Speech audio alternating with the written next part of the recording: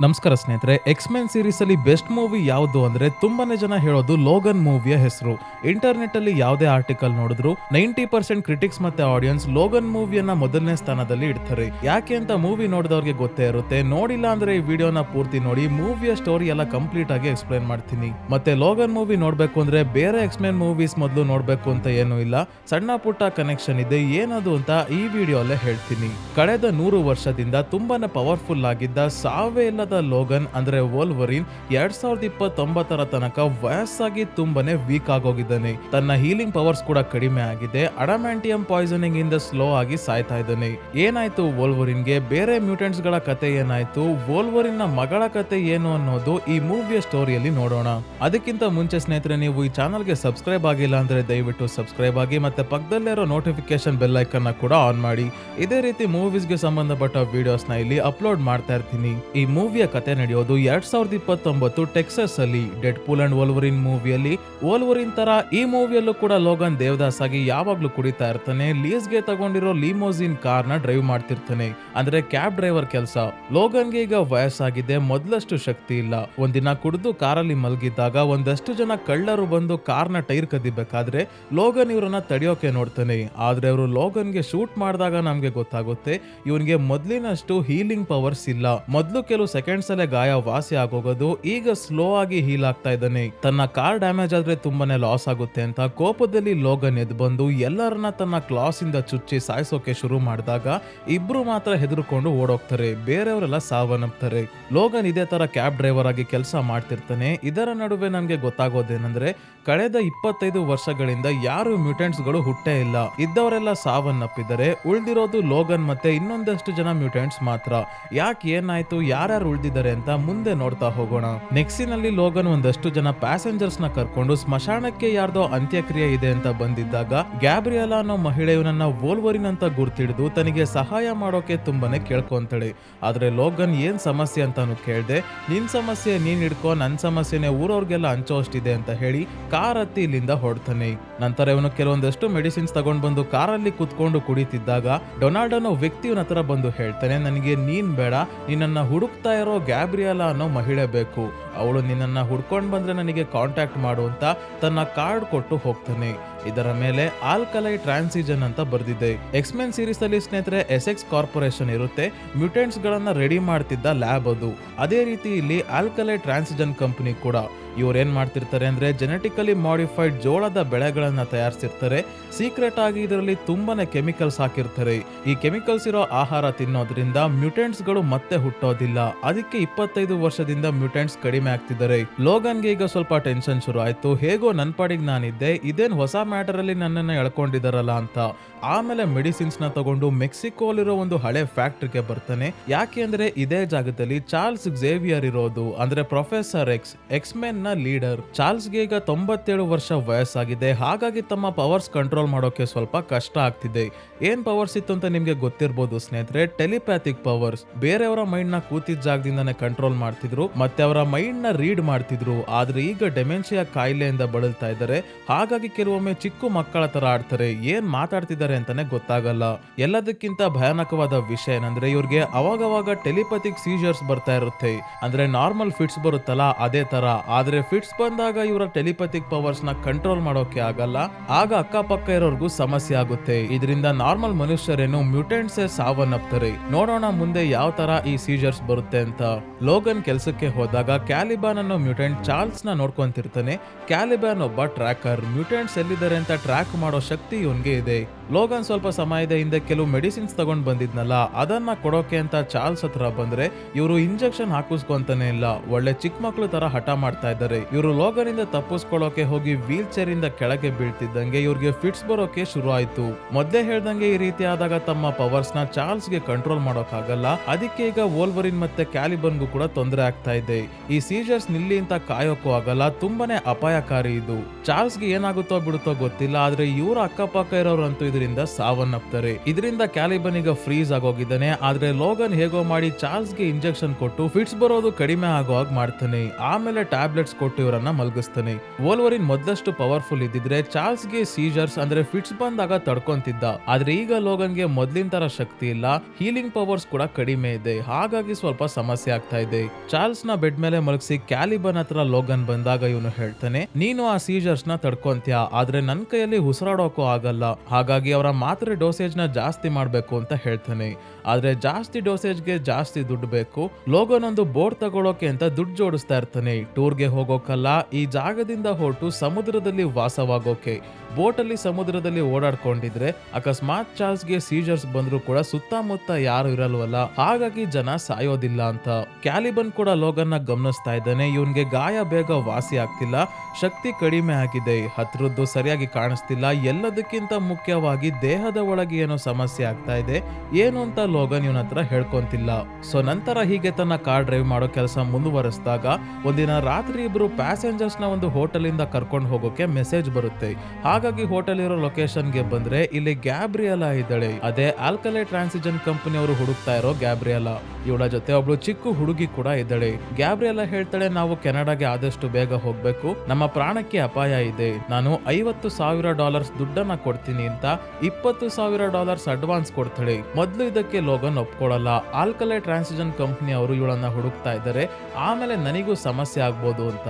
ಆದ್ರೆ ಕೊನೆಗೂ ಗ್ಯಾಬ್ರಿಯಲಾ ತುಂಬಾನೇ ರಿಕ್ವೆಸ್ಟ್ ಮಾಡ್ಕೊಂಡಾಗ ಜೊತೆಗೆ $50,000 ದುಡ್ಡು ಸಿಗ್ತಾ ಇರೋದ್ರಿಂದ ಹೊಸ ಬೋಟ್ ತಗೋಬಹುದು ಅಂತ ಹೇಳಿ ಈ ಕೆಲ್ಸಕ್ಕೆ ಒಪ್ಕೊಂತಾನೆ. ಏನ್ ಕೆಲ್ಸ ಅಂದ್ರೆ ಗ್ಯಾಬ್ರಿಯಲಾ ಮತ್ತೆ ಆ ಹುಡುಗಿಯನ್ನ USA ನ ಬಾರ್ಡರ್ ನಾರ್ತ್ ಡಕೋಟಾ ವರ್ಗೂ ಕರ್ಕೊಂಡು ಹೋಗೋದು.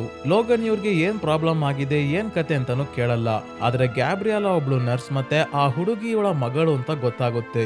ಲೋಗನ್ಗೆ ಗ್ಯಾಬ್ರಿಯಲಾ ಈ ರೀತಿ ಸುಳ್ಳು ಹೇಳಿರ್ತಾಳೆ ಅಷ್ಟೇ, ಆ ಹುಡುಗಿ ಇವಳ ಮಗಳಲ್ಲ, ಯಾರು ಅಂತ ಮುಂದೆ ಗೊತ್ತಾಗುತ್ತೆ. ಸೊ ಲೋಗನ್ ವಾಪಸ್ ಚಾರ್ಲ್ಸ್ ಮತ್ತೆ ಕ್ಯಾಲಿಬನ್ ಹತ್ರ ಬಂದು, ನಾನು ಸ್ವಲ್ಪ ದಿನ ಹೊರಗೆ ಹೋಗ್ತಾ ಇದ್ದೀನಿ, ವಾಪಸ್ ಬರ್ತಿದ್ದಂಗೆ ಹೊಸ ಬೋಟ್ ತಗೊಂಡು ಸಮುದ್ರಕ್ಕೆ ಹೋಗೋಣ ಅಂತ ಹೇಳಿ ಗ್ಯಾಬ್ರಿಯಲನ್ನ ಕರ್ಕೊಂಡ್ ಬರೋಕೆ ಅಂತ ಹೋಟೆಲ್ಗೆ ಬಂದ್ರೆ ಆಲ್ರೆಡಿ ಇಲ್ಲಿ ಅವಳನ್ನ ಆಲ್ಕಲೈ ಟ್ರಾನ್ಸಿಜನ್ ಕಂಪನಿಯ ಸೆಕ್ಯೂರಿಟಿ ಹೆಡ್ ಡೊನಾಲ್ಡ್ ಸಾಯಿಸಿ ಹೋಗಿದ್ದಾನೆ. ಲೋಗನ್ ಇವಳ ಮೆಸೇಜ್ ಚೆಕ್ ಮಾಡಿದಾಗ ಪಾಪ ಇವಳು ಮೆಸೇಜ್ ಮಾಡೋಕೆ ಹೋಗಿದ್ದಾಳೆ, ಅವರು ಬರ್ತಾ ಇದ್ದಾರೆ ಬೇಗ ಬಾ ಅಂತ. ಆದ್ರೆ ಈ ಮೆಸೇಜ್ ನ ಸೆಂಡ್ ಮಾಡೋ ಅಷ್ಟರಲ್ಲೇ ಸಾಯಿಸ್ಬಿಟ್ಟಿದ್ದಾರೆ. ಹಾಗಾಗಿ ಲೋಗನ್ ವಾಪಸ್ ಫ್ಯಾಕ್ಟ್ರಿಗೆ ಬಂದಾಗ ಕ್ಯಾಲಿಬನ್ ಇವನ ಕಾರ್ ಡಿಕ್ಕಿಯಲ್ಲಿ ಒಂದು ಬ್ಯಾಗ್ ಮತ್ತೆ ಬಾಲ್ ಇರೋದನ್ನ ನೋಡಿ ಯಾರ್ದಿದು ಅಂತ ಕೇಳ್ತಾನೆ. ಲೋಗನ್ಗೆ ಗೊತ್ತಾಯ್ತು ಇದು ಗ್ಯಾಬ್ರಿಯಲಾ ಜೊತೆ ಇದ್ದ ಆ ಹುಡುಗಿ ಲಾರಾದು ಅಂತ. ಇದೇ ಸಮಯಕ್ಕೆ ಇಲ್ಲಿಗೆ ಡೊನಾಲ್ಡ್ ಬರ್ತಾನೆ. ಇವನು ಹ್ಯೂಮನ್ ಸೈಬಾರ್ಗ್ ಆಗಿದ್ದಾನೆ, ಅಂದ್ರೆ ಇವನ ದೇಹ ಮನುಷ್ಯನ ತರಾನೇ, ಆದ್ರೆ ಕೈ ಇರೋ ಜಾಗದಲ್ಲಿ ರೋಬೋಟಿಕ್ ಹ್ಯಾಂಡ್ ಇದೆ. ಇವನ್ ಕೇಳ್ತಾನೆ, ಆ ಹುಡುಗಿ ಲಾರಾ ಎಲ್ಲಿ? ನೆಕ್ಸ್ಟ್ ಗ್ಯಾಬ್ರಿಯಲಾ ನಿನ್ನ ಹತ್ರ ಬಂದ್ರೆ ಕಾಲ್ ಮಾಡು ಅಂತ ಹೇಳಿರ್ಲಿಲ್ವಾ ಅಂತ ಅನ್ಬೇಕಾದ್ರೆ ಲಾರಾ ಇವನ ತಲೆಗೆ ಕಬ್ಬಿಣದ ಪೈಪಿಂದ ಹೊಡೆದು ಪ್ರಜ್ಞೆ ತಪ್ಪಿಸ್ತಾಳೆ. ಲಾರಾ ಲೋಗನ್ನ ಕಾರ್ ಹಿಂದೆ ಬಚ್ಚಿಡ್ಕೊಂಡು ಇಲ್ಲಿಗೆ ಬಂದಿರೋದು. ತಕ್ಷಣ ಚಾರ್ಲ್ಸ್ಗೆ ತಮ್ಮ ಶಕ್ತಿಯಿಂದ ಗೊತ್ತಾಯ್ತು ಈ ಹುಡುಗಿ ಲಾರಾ ಅಂತ. ಹಾಗಾಗಿ ಇವಳನ್ನ ಒಳಗೆ ಕರ್ಕೊಂಡು ಬಂದು ತಿನ್ನೋಕೆ ಊಟ ಕೊಡ್ತಾರೆ. ಲೋಗನ್ ಕ್ಯಾಲಿಬನ್ಗೆ ಈ ಡೊನಾಲ್ಡ್ ನ ಎಲ್ಲಾದ್ರೂ ದೂರ ಕರ್ಕೊಂಡು ಹೋಗಿ ಬಿಸಾಕ್ ಬರೋಕೆ ಹೇಳಿದಾಗ ಕ್ಯಾಲಿಬನ್ ಡೊನಾಲ್ಡ್ ನ ಕರ್ಕೊಂಡು ಹೊರಟು ಒಂದು ಜಾಗದಲ್ಲಿ ಅವನನ್ನ ಬಿಸಾಕಿ ವಾಪಸ್ ಬರೋಕೆ ಹೋದಾಗ ಡೊನಾಲ್ಡ್ ಏನು ಆಗೇ ಇಲ್ಲ ಅನ್ನೋ ಹಾಗೆ ಎದ್ ಬರ್ತಾನೆ ಮತ್ತೆ ತನ್ನ ಕಡೆ ಅವ್ರನ್ನ ಆಲ್ರೆಡಿ ಕರ್ಸಿದಾನೆ. ಕ್ಯಾಲಿಬನ್ ಸರಿಯಾಗಿ ಈಗ ತಗ್ಲಾಕೊಂಡ.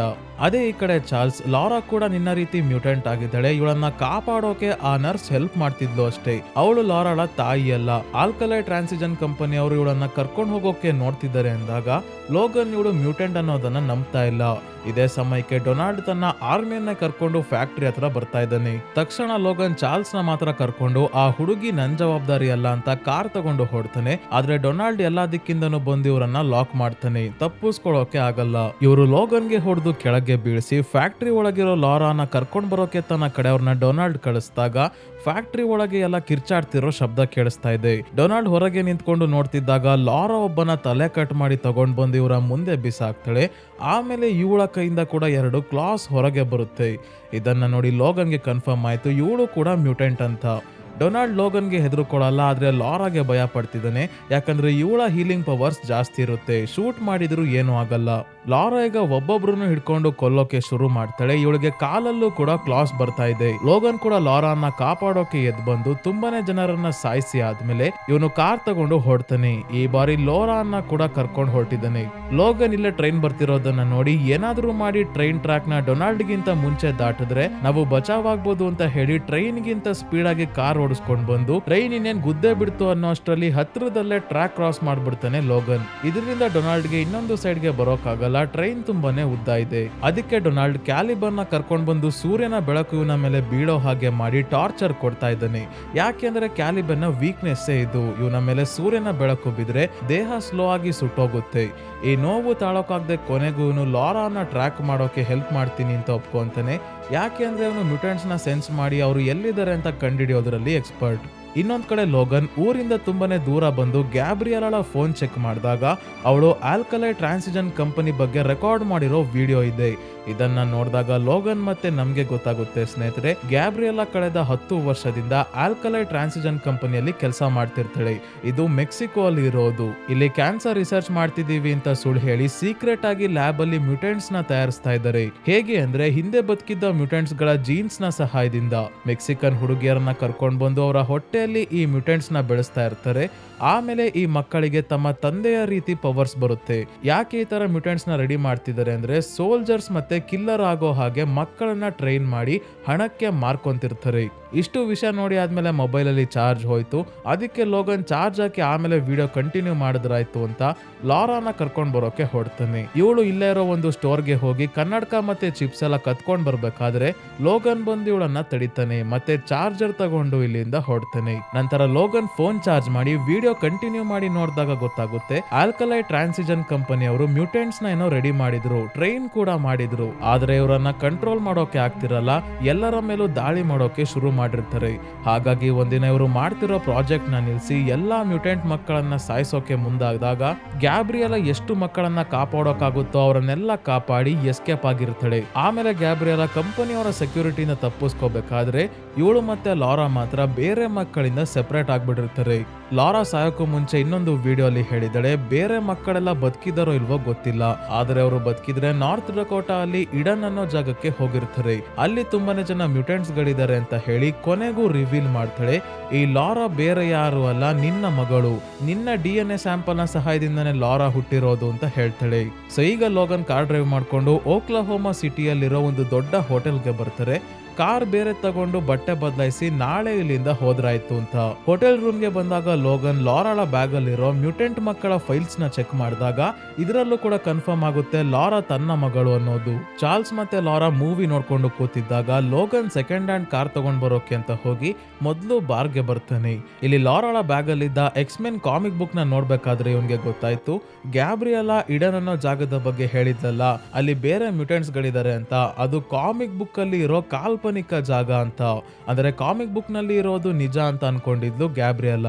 ಲೋಗನ್ಗೆ ಈ ವಿಷಯ ಗೊತ್ತಾಗಿ ಯಾವ್ದೋ ಅಸ್ತಿತ್ವದಲ್ಲೇ ಇಲ್ಲದೆ ಇರೋ ಜಾಗಕ್ಕೆ ಹೋಗ್ತಾ ಇದೀವ ಅಂತ ಹೋಟೆಲ್ಗೆ ಬಂದ್ರೆ ಇಲ್ಲಿ ಆಲ್ರೆಡಿ ಡೊನಾಲ್ಡ್ ಮತ್ತೆ ಅವನ ಆರ್ಮಿ ಅವರು ಬಂದಿದ್ದಾರೆ. ಕ್ಯಾಲಿಬರ್ನ ಸಹಾಯದಿಂದ ಅವರ ಲೊಕೇಶನ್ ಟ್ರ್ಯಾಕ್ ಮಾಡ್ಕೊಂಡು ಆಲ್ರೆಡಿ ಚಾರ್ಲ್ಸ್ ಹತ್ರ ಕೂಡ ಹೋಗಿದ್ದಾರೆ. ಇದೇ ಸಮಯಕ್ಕೆ ಇಲ್ಲಿ ಜೋರಾಗಿ ರಿಂಗಿಂಗ್ ಸೌಂಡ್ ಕೇಳಿಸೋಕೆ ಶುರು ಆಯ್ತು.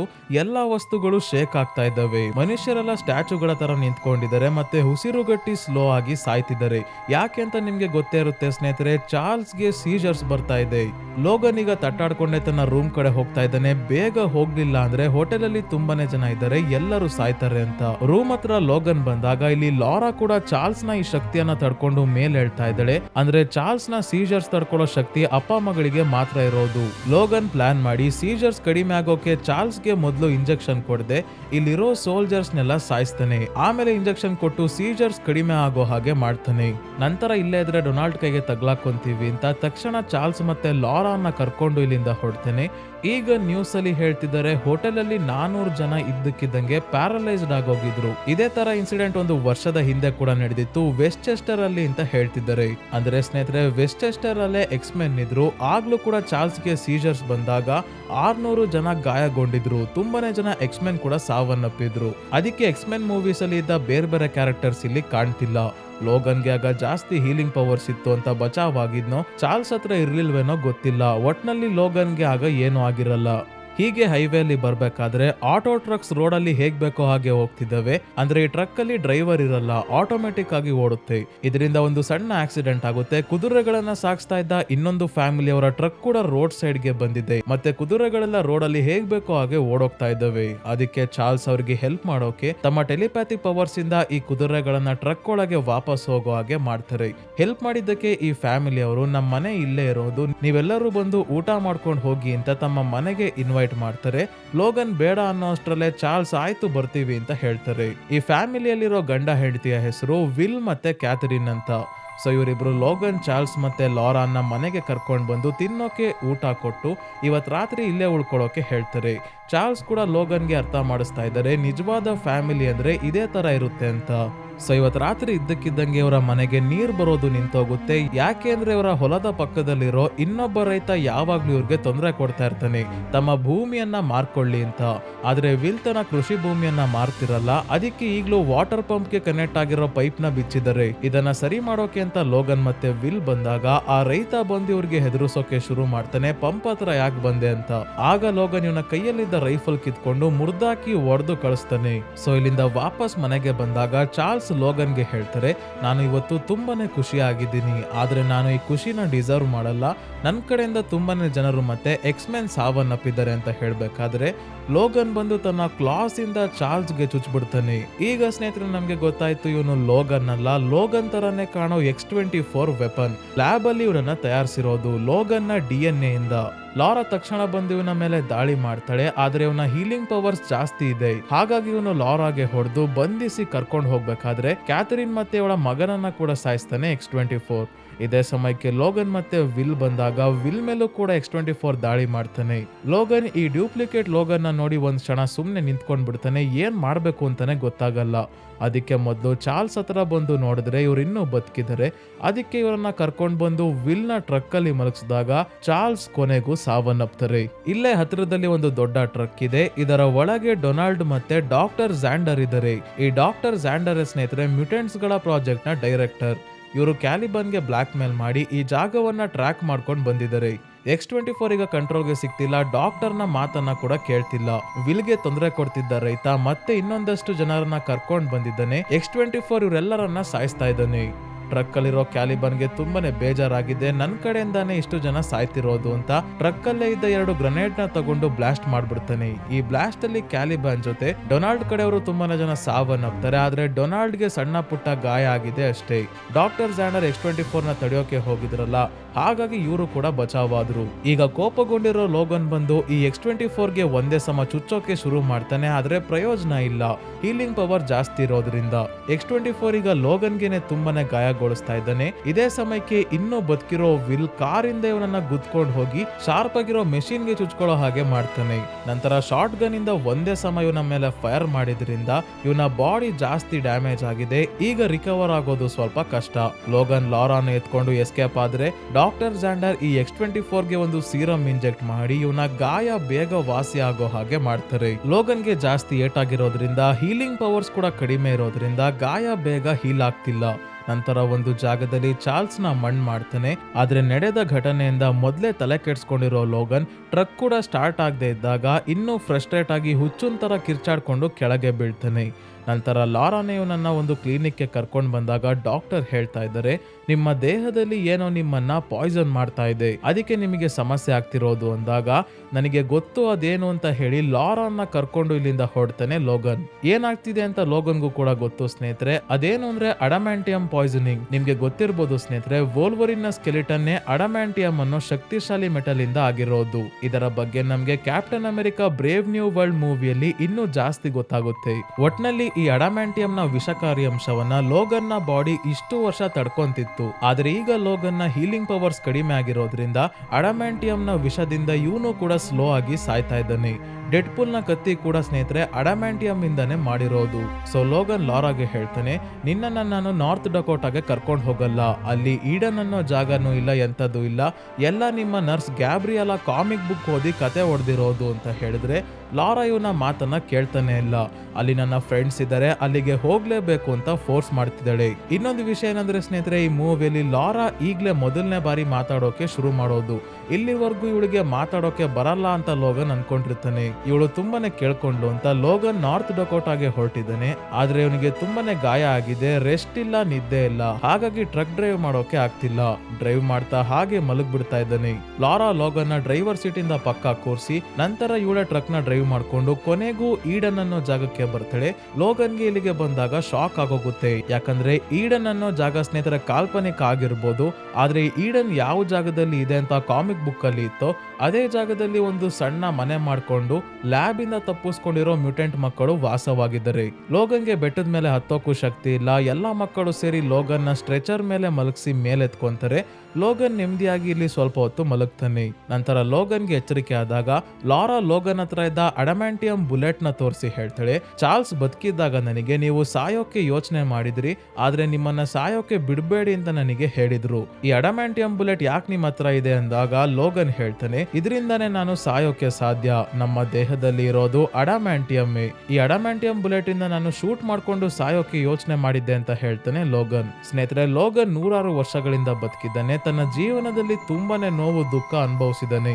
ಹಾಗಾಗಿ ಸಾವನ್ನೇ ಅವನು ಬಯಸ್ತಾ ಇರ್ತಾನೆ. ಸೇಮ್ ಡೆಡ್ಪೂಲ್ ತರ ಅವನಿಗೂ ಸಾವೇ ಇರೋದಿಲ್ಲ, ಆದ್ರೆ ಅವನು ಸಾಯೋಕೆ ತುಂಬಾನೇ ಪ್ರಯತ್ನ ಪಡೋದು ಡೆಡ್ಪೂಲ್ 2 ಮೂವಿಯಲ್ಲಿ ತೋರಿಸಿದ್ದಾರೆ. ಸೊ ನಾಳೆ ಎಲ್ಲಾ ಮ್ಯೂಟೆಂಟ್ ಮಕ್ಕಳು ಬಾರ್ಡರ್ ದಾಟಿ ಕೆನಡಾಗೆ ಹೋಗೋಕೆ ಡಿಸೈಡ್ ಏನೋ ಮಾಡಿದರೆ, ಆದ್ರೆ ಇವರು ಈಗಿರೋ ಲೊಕೇಶನ್ ಮತ್ತೆ ಡೊನಾಲ್ಡ್ಗೆ ಗೊತ್ತಾಯ್ತು. ಹೇಗೆ ಅಂದ್ರೆ ವಿಲ್ ಮತ್ತೆ ಕ್ಯಾಥರಿನ್ ನ ಮನೆ ಹತ್ರ ಲಾರಾ ತನ್ನ ಹತ್ರ ಇದ್ದ ಫೋಟೋ ಬೀಳ್ಸಿರ್ತಾಳೆ. ಆ ಫೋಟೋ ಅಲ್ಲಿ ಎಲ್ಲಾ ಮ್ಯೂಟೆಂಟ್ಸ್ ಮಕ್ಕಳ ಜೊತೆ ಇವರಿರೋ ಲೊಕೇಶನ್ ಕೂಡ ಇದೆ. ಲೋಗನ್ಗೆ ಲಾರಾ ಜೊತೆ ಹೋಗೋಕೆ ಇಷ್ಟ ಇಲ್ಲ, ನಾನು ನನ್ನ ಪಾಡಿಗೆ ವಾಪಸ್ ಹೋಗ್ತೀನಿ, ನೀವು ಕೆನಡಾಗೆ ಹೋಗಿ ಅಂತ ಹೇಳ್ತಿದ್ದಾನೆ. ಅದಕ್ಕೆ ಲಾರಾಗೆ ತುಂಬಾನೇ ಬೇಜಾರಾಗಿದೆ. ಮುಂದಿನ ದಿನ ಬೆಳಗ್ಗೆ ಲೋಗನ್ ಮಲಗಿದ್ದಾಗ್ಲೇ ಮಕ್ಕಳೆಲ್ಲ ಕಾಡಿನಿಂದ ಕೆನಡಾಗೆ ಹೊರಟಿದ್ದಾರೆ. ಆದ್ರೆ ಲೋಗನ್ಗೆ ಎಚ್ಚರಿಕೆ ಆದಾಗ ನೋಡ್ತಾನೆ ಡೊನಾಲ್ಡ್ ಕಡೆಯವರು ಕೂಡ ಆಲ್ರೆಡಿ ಕಾಡಿನ ಒಳಗೇನೆ ಹೋಗ್ತಿದ್ದಾರೆ. ಮ್ಯೂಟೆಂಟ್ ಮಕ್ಕಳು ಲೋಗನ್ಗೋಸ್ಕರ ಒಂದು ಗ್ರೀನ್ ಸೀರಮ್ ನ ಇಟ್ಟು ಹೋಗಿದ್ದಾರೆ. ಈ ಸೀರಮ್ ನ ಮ್ಯೂಟೆಂಟ್ಸ್ ಗಳ ದೇಹಕ್ಕೆ ಸ್ವಲ್ಪ ಇಂಜೆಕ್ಟ್ ಮಾಡಿದ್ರೆ ಆಲ್ರೆಡಿ ಪವರ್ಫುಲ್ ಆಗಿರೋ ಮ್ಯೂಟೆಂಟ್ಸ್ ಇನ್ನಷ್ಟು ಪವರ್ಫುಲ್ ಆಗ್ತಾರೆ. ಆದ್ರೆ ಜಾಸ್ತಿ ಡೋಸೇಜ್ ಮಿಸ್ ಆಗಿನಾದ್ರೂ ತಗೊಂಡ್ರೆ ಮ್ಯೂಟೆಂಟ್ಸ್ ನ ದೇಹನೇ ನಾಶ ಆಗೋಗುತ್ತೆ. ಲೋಗನ್ ಈ ಸೀರಮ್ ತಗೊಂಡು ಕಾಡಿಗೆ ಬರೋ ಅಷ್ಟರಲ್ಲಿ ಡಾಕ್ಟರ್ ಝ್ಯಾಂಡರ್ ಮತ್ತೆ ಡೊನಾಲ್ಡ್ ಕಡೆಯವರು ಮಕ್ಕಳನ್ನ ಹಿಡ್ಕೊಳ್ಳೋಕೆ ಶುರು ಮಾಡಿದರೆ ಲೋಗನ್ ಕಾಡಿಗೆ ಬರ್ತಿದ್ದಂಗೆ ಸೀರಮ್ನ ಸ್ವಲ್ಪ ತಗೊಂಡಲೆ ಒಂದು ಬಾಟಲ್ ಪೂರ್ತಿ ಸೀರಮ್ನ ದೇಹಕ್ಕೆ ಇಂಜೆಕ್ಟ್ ಮಾಡ್ಕೊಂತಾನೆ. ಈಗ ಇವನ್ಗೆ ಫುಲ್ ಶಕ್ತಿ ಬಂದು ಡೊನಾಲ್ಡ್ ಕಡೆ ಅವ್ರನ್ನ ಅಟ್ಟಾಡಿಸ್ಕೊಂಡು ಹೋಗಿ ಕೊಲ್ಲೋಕೆ ಶುರು ಮಾಡ್ತಾನೆ. ನಂತರ ಲಾರಾ ಹತ್ರ ಬಂದು ಇವಳನ್ನ ಕಾಪಾಡಿ ಆದ್ಮೇಲೆ ಇಬ್ರು ಸೇರ್ಕೊಂಡು ಸೋಲ್ಜರ್ಸ್ ನ ಸಾಯಿಸ್ತಾರೆ. ಇಷ್ಟೊತ್ತಿಗಾಗ್ಲೇ ಬೇರೆ ಮಕ್ಕಳನ್ನ ಡಾಕ್ಟರ್ ಝ್ಯಾಂಡರ್ ಮತ್ತೆ ಡೊನಾಲ್ಡ್ ಬಂಧಿಸಿ ಒಂದು ಜಾಗದಲ್ಲಿ ಕೂರಿಸ್ಕೊಂಡಿದ್ದಾರೆ. ಲೋಗನ್ನ ದೇಹಕ್ಕಾಗಿದ್ದ ಗಾಯ ಎಲ್ಲ ಸೆಕೆಂಡ್ಸ್ಗೆ ವಾಸಿ ಆಗ್ತಾ ಇತ್ತು ಇಂಜೆಕ್ಷನ್ ತಗೊಂಡಾದ್ಮೇಲೆ. ಆದ್ರೆ ಇವನು ಈಗ ಒಂದು ಬಾಟಲ್ ಪೂರ್ತಿ ಸಿರಮ್ ಇಂಜೆಕ್ಟ್ ಮಾಡ್ಕೊಂಡಿರೋದ್ರಿಂದ ಸೈಡ್ ಎಫೆಕ್ಟ್ ಶುರು ಆಗ್ತಾ ಇದೆ. ಮೊದಲು ಸ್ಲೋ ಆಗಿ ಸಾಯ್ತಿದ್ದವನು ಈಗ ಫಾಸ್ಟ್ ಆಗಿ ಸಾಯ್ತಾ ಇದ್ದಾನೆ. ಸಾಯೋ ಅಷ್ಟರಲ್ಲೇ ಎಲ್ಲಾ ಮಕ್ಕಳನ್ನ ಕಾಪಾಡೋಕೆ ಡಿಸೈಡ್ ಮಾಡಿದ್ದಾನೆ ಲೋಗನ್ ಒಂದು ಪ್ಲಾನ್ ಮಾಡಿ ಡೈರೆಕ್ಟ್ ಆಗಿ ಡಾಕ್ಟರ್ ಝ್ಯಾಂಡರ್ ನ ಮುಂದೆ ಬಂದಾಗ ಝ್ಯಾಂಡರ್ ತನ್ನನ್ನ ತಾನು ಇಂಟ್ರೊಡ್ಯೂಸ್ ಮಾಡ್ಕೊಂತಾನೆ. ಈ ಡಾಕ್ಟರ್ ಝ್ಯಾಂಡರ್ ನ ತಂದೆ ಎಕ್ಸ್ಮೆನ್ ಮೂವಿಯಲ್ಲಿ ವೆಪನ್ ಎಕ್ಸ್ ಪ್ರೋಗ್ರಾಮ್ ನಡೆಸ್ತಾ ಇದ್ರು. ಅವರೇ ಲೋಗನ್ಗೆ ವೋಲ್ವರಿನ್ ಶಕ್ತಿ ಕೊಟ್ಟಿದ್ದು. ಈಗ ಝ್ಯಾಂಡರ್ ಎಲ್ಲಾ ಮ್ಯೂಟೆಂಟ್ಸ್ ನ ನಾಶ ಮಾಡೋಕೆ ಆಹಾರದಲ್ಲೇ ಕೆಲವೊಂದು ಕೆಮಿಕಲ್ಸ್ ನ ಮಿಕ್ಸ್ ಮಾಡಿ ಡಿಸ್ಟ್ರಿಬ್ಯೂಟ್ ಮಾಡ್ತಿರ್ತಾನೆ. ಅದಕ್ಕೆ ಮತ್ತೆ ಮ್ಯೂಟೆಂಟ್ಸ್ ಹುಟ್ಟಿರಲ್ಲ, ಇರೋ ಮ್ಯೂಟೆಂಟ್ಸ್ ಗಳ ಶಕ್ತಿ ಕೂಡ ಕಡಿಮೆ ಆಗಿರುತ್ತೆ. ಹೀಗೆ ಮಾತಾಡ್ಬೇಕಾದ್ರೆ ಲೋಗನ್ ಮೊದ್ಲೇ ತನ್ನ ಜೊತೆ ಒಂದು ಗನ್ ಎತ್ಕೊಂಡ್ ಬಂದಿದ್ದಾನೆ. ಈ ಗನ್ನಿಂದ ಝ್ಯಾಂಡರ್ಗೆ ಶೂಟ್ ಮಾಡಿ ಸಾಯಿಸಿ ಡೊನಾಲ್ಡ್ ನ ರೋಬೋಟಿಕ್ ಕೈಗೆ ಶೂಟ್ ಮಾಡ್ತಾನೆ. ಲಾರಾ ಬಚ್ಚಿಡ್ಕೊಂಡ್ ಬಂದು ಇಲ್ಲಿರೋ ಸೋಲ್ಜರ್ಸ್ ನೆಲ್ಲ ಸಾಯಿಸ್ತಾಳೆ. ಡೊನಾಲ್ಡ್ ಬೇಗ ಓಡ್ ಹೋಗಿ ಟ್ರಕ್ ಅಲ್ಲಿ ಇದ್ದ X-24 ನ ಹೊರಗೆ ಬಿಟ್ಬಿಡ್ತಾನೆ. ಇದರಿಂದ ಲೋಗನ್ ಮತ್ತೆ ಹೊಡೆಸ್ಕೊಂತಾ ಇದ್ದಾನೆ. ಲಾರಾ ಮತ್ತೆ ಲೋಗನ್ X-24 ಜೊತೆ ಫೈಟ್ ಮಾಡ್ತಿದ್ರೆ ಬೇರೆ ಮ್ಯೂಟೆಂಟ್ಸ್ ಮಕ್ಕಳೆಲ್ಲ ಡೊನಾಲ್ಡ್ ನ ಹಿಡ್ಕೊಂಡು ತಮ್ಮ ಹತ್ರ ಇರೋ ಬೇರೆ ಶಕ್ತಿಯಿಂದ ಇವನನ್ನ ಸಾಯಿಸ್ತಾ ಇದ್ದಾರೆ. ಇವರಲ್ಲಿ ಒಬ್ಬ ರಿಕ್ಟರ್ ಅನ್ನೋ ಹುಡುಗ ತನ್ನ ಶಕ್ತಿಯನ್ನ ಯೂಸ್ ಮಾಡ್ಕೊಂಡು ಒಂದು ಟ್ರಕ್ ನ X-24 ಮೇಲೆ ಬೀಳಿಸ್ತಾನೆ. ಆದ್ರೆ ಅವನು ಸಾಯೋದಿಲ್ಲ. ಮತ್ತೆ ಎದ್ ಬಂದು ಲೋಗನ್ ನ ಎಳ್ಕೊಂಡು ಹೋಗಿ ಕಟ್ಟಾಗಿ ಬಿದ್ದಿರೋ ಮರದ ಮೇಲೆ ಇವನನ್ನ ಎತ್ತಾಕ್ತಾನೆ. ಇದರಿಂದ ಶಾರ್ಪ್ ಆಗಿರೋ ಮರ ಇವನ ದೇಹವನ್ನ ಚುಚ್ಕೊಂಡು ಒಂದು ಸೈಡ್ ಇಂದ ಇನ್ನೊಂದು ಸೈಡ್ಗೆ ಬಂದ್ಬಿಟ್ಟಿದೆ. ಇದೇ ಸಮಯಕ್ಕೆ ಲಾರಾ ಲೋಗನ್ ಹತ್ರ ಇದ್ದ ಅಡಮ್ಯಾಂಟಿಯಂ ಬುಲೆಟ್ ನ ಗನ್ಗೆ ಹಾಕೊಂಡು X-24 ನ ತಲೆಗೆ ಶೂಟ್ ಮಾಡಿದ್ರಿಂದ ಇವನ ತಲೆ ಅರ್ಧ ಭಾಗ ಹಾರೋಗಿ ಸಾವನ್ನಪ್ತಾನೆ. ಈಗ ಲೋಗನ್ ನ ಕೂಡ ಕೊನೆ ಸಮಯ ಹತ್ರ ಬಂದಿದೆ. ಲಾರಾ ತುಂಬಾನೇ ಅಳ್ಬೇಕಾದ್ರೆ ಲೋಗನ್ ಹೇಳ್ತಾನೆ, ಆಲ್ಕಲೈ ಟ್ರಾನ್ಸಿಷನ್ ಕಂಪನಿಯವರು ನಿಮ್ಮನ್ನ ಮಾಡಿರೋದು ಕಿಲ್ಲರ್ಸ್ ಆಗೋಕೆ, ಆದ್ರೆ ಆ ರೀತಿ ನೀನು ಆಗ್ಬೇಡ ಅಂತ ಹೇಳಿದಾಗ ಕೊನೆಗೂ ಲಾರಾ ಲೋಗನ್ಗೆ ಅಪ್ಪ ಅಂತ ಕರೀತಾಳೆ. ಲೋಗನ್ ಕೂಡ ಇದರಿಂದ ಸ್ವಲ್ಪ ಸ್ಮೈಲ್ ಮಾಡ್ತಾ ಸಾವನ್ನಪ್ತಾನೆ. ಎಲ್ಲಾ ಮ್ಯೂಟೆಂಟ್ ಮಕ್ಕಳಿಗೂ ತುಂಬಾನೇ ಬೇಜಾರಾಗುತ್ತೆ. ಸುಮ್ನೆ ವಾಪಸ್ ಹೋಗಿದ್ರೆ ಬದುಕೊಂತಿದ್ರೋ ಏನೋ, ನಮ್ಮನ್ನ ಕಾಪಾಡೋಕ್ ಬಂದು ಹೀಗಾಯ್ತು ಅಂತ. ಆಮೇಲೆ ಈ ಮಕ್ಕಳೆಲ್ಲ ಸೇರಿ ಲೋಗನ್ನ ಮಣ್ಣ್ ಮಾಡಿ ಕಡ್ಡಿಯಲ್ಲಿ ಕ್ರಾಸ್ ಮಾಡಿ ಇಡ್ತಾರೆ ಸಮಾಧಿ ಮೇಲೆ. ಆದ್ರೆ ಲಾರಾ ಆಮೇಲೆ ಬಂದು ಕ್ರಾಸ್ ನ ಟರ್ನ್ ಮಾಡಿ ಎಕ್ಸ್ ರೀತಿ ಕಾಣೋ ಹಾಗೆ ಇಡ್ತಾಳೆ. ಈಗ ಇವರೆಲ್ಲರೂ ಸೇರಿ ಬಾರ್ಡರ್ ಕ್ರಾಸ್ ಮಾಡ್ಕೊಂಡು ಕೆನಡಾಗೆ ಹೊಡ್ತಾರೆ. ಸೊ ಸ್ನೇಹಿತರೆ, ಈ ಮೂವಿ ಇಲ್ಲಿಗೆ ಮುಗಿಯುತ್ತೆ. ಸೊ ಈ ವಿಡಿಯೋ ಸ್ನೇಹಿತರೆ ನಿಮ್ಗೆ ಹೇಗೆ ಅನಿಸ್ತು ಅಂತ ಕಮೆಂಟ್ ಮಾಡಿ ತಿಳಿಸಿ. ಮತ್ತೆ ಚಾನಲ್ಗೆ ಸಬ್ಸ್ಕ್ರೈಬ್ ಆಗೋದನ್ನ ಮರಿಬೇಡಿ, ಯಾಕಂದ್ರೆ ಮುಂದೆ ಇದೇ ರೀತಿ ಸೂಪರ್ ಹೀರೋ ಮೂವೀಸ್ಗೆ ಸಂಬಂಧಪಟ್ಟ ಕಂಟೆಂಟ್ ಮತ್ತೆ ಕಾಮಿಕ್ ಬುಕ್ ರಿಲೇಟೆಡ್ ಸ್ಟೋರೀಸ್ ಇರೋ ವಿಡಿಯೋ ಕೂಡ ಅಪ್ಲೋಡ್ ಮಾಡ್ತೀನಿ.